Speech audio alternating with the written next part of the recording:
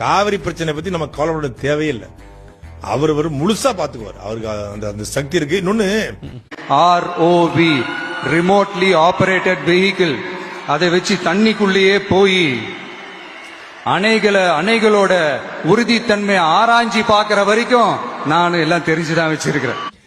தண்ணிக்கு உள்ள போய் அந்த அணையை திறந்து விட்டு தண்ணியை கொண்டு வைக்கக்கூடிய அந்த ரிமோட்லி ஆபரேட்டிவ் வெஹிக்கிள் ROV அப்படிங்கிற டெக்னாலஜி தெரிஞ்சவர் இவர். அப்ப என்ன பண்ணுவாருன்னா, நீங்க கபினிக்கு உள்ள போய் TK சிவகுமார் தூங்கிட்டு இருக்கும்போது டப்புனு சட்டை திறந்துருவாப்ல. ஏன்னா ஏற்கனவே படங்கள்ல தண்ணிக்குள்ள மூழ்கி போயிருக்காரு. சுறா படம் பாத்தீங்களா, கடலுக்குள்ள முதல் காட்சி வரும்போது நீந்தி தான் வருவாரு. எதுக்கு அப்பவே பயிற்சி எடுத்தாரு.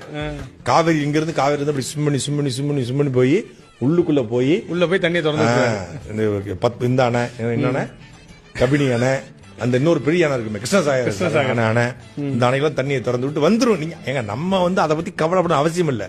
உண்மையில இந்த விஷயத்துல நான் ஐ சப்போர்ட் தளபதி விஜய்.